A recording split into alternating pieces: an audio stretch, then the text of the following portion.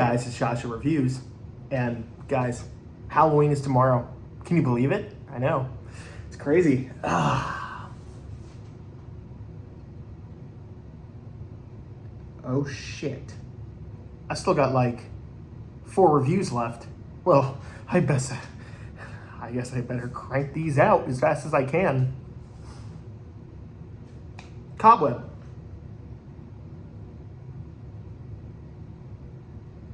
Yeah, I didn't really have a segue. As per usual, I'm going to go into before I review the movie, so bear with me. I take a trip with my mom every year to Oregon for our family reunion. But every year I go and see a movie. And we went in July, and around that time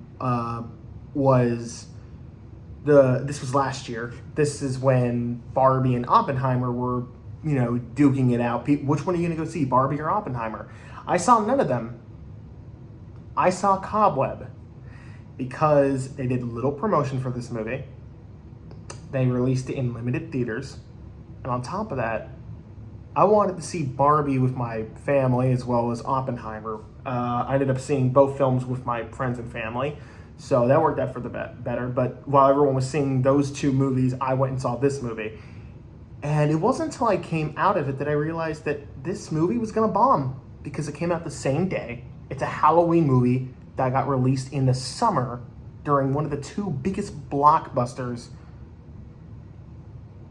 To call Barbie and blockbuster, what did I just say? I need to hear myself. Anywho, this movie bombed hard. So, was it good? Fuck yeah, it was good. This was the biggest surprise for me in terms of 2023 releases. This movie was so damn good. So damn good. And I am so sad that no one really knows about it. It literally came and went. I think the budget for it was Google said it was like 30 million and it only made like $800,000 at the box office. I don't believe that. I think this movie probably cost a little less to make and probably got a little more, but still, this movie definitely bombed. There's no denying that. So what is this movie even about? It's about a kid named Peter who starts hearing knocks on his wall, on his bedroom wall. And it turns out that there's a little girl in there, and he starts speaking to her, and without giving anything away, the girl behind the wall starts telling him that, there's something strange going on in your household, and there's also some really freaky shit going on with the parents. And after the kid gets expelled from his school, the week leading up to Halloween, stuff like spooky shit starts happening. That's all I'm going to say without spoiling it, because I love this movie. The mystery that this movie builds from start to end is amazing. I've heard some people nitpick and complain about this movie to death, and I don't get it. This movie really was a surprise to me. I honestly went into it knowing nothing. All I knew was it was a Halloween movie and it was a horror movie. That's all I knew about this movie. So when I went and saw this movie, you better believe I was surprised when I was like, wow, this is actually really good. And no one's gonna see it. This sucks. This really sucks. So what did I like about it? First of all, I already said that I think the movie has a good mystery. Almost immediately, it just pulls you in.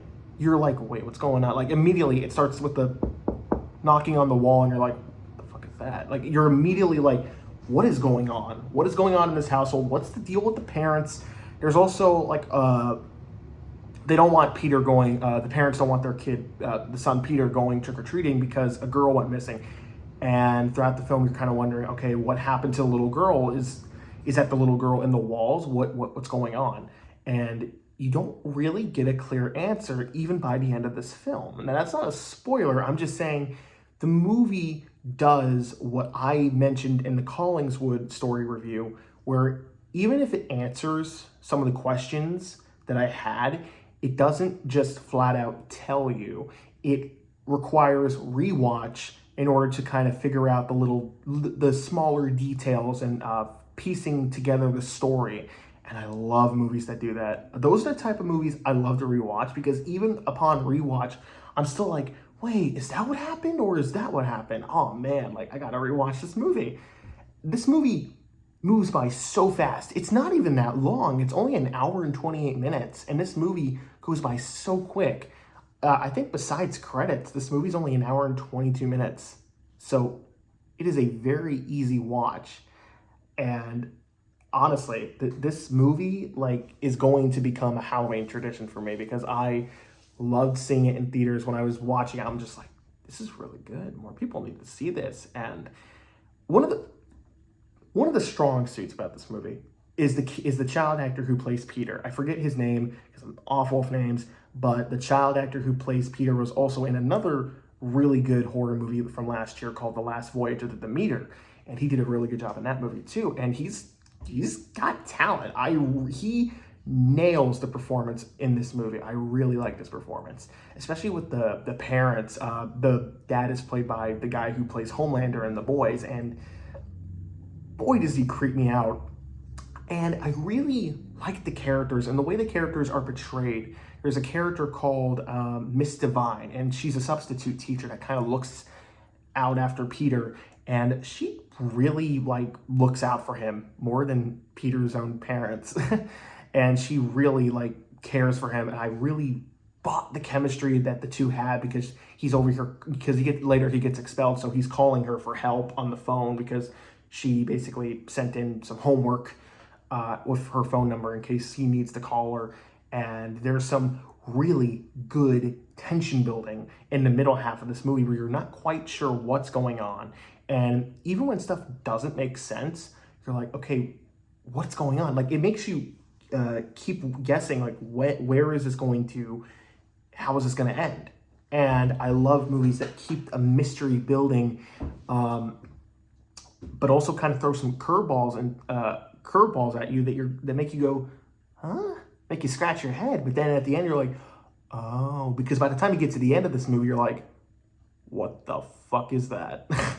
Without spoiling anything, that's all I can really say. What the fuck? What the fuck, man? This movie's called Cobweb, and it lives up to that title.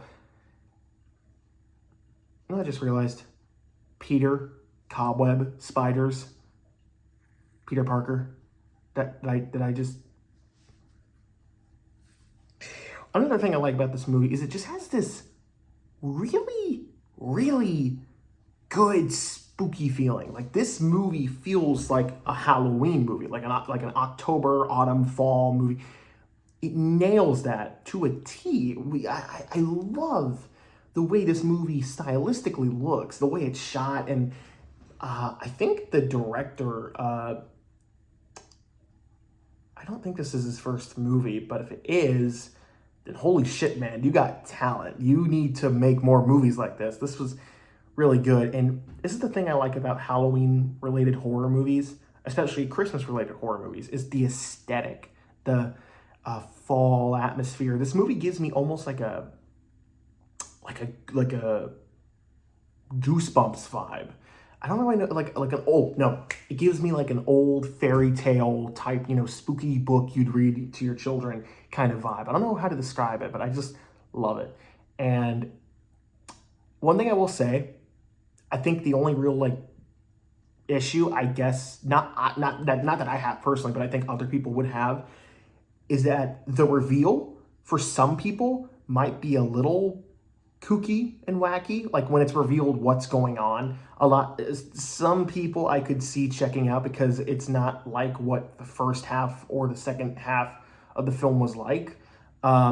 Even then, I think I've heard some people say they really just weren't into the story, but I disagree. I was really engaged with the story.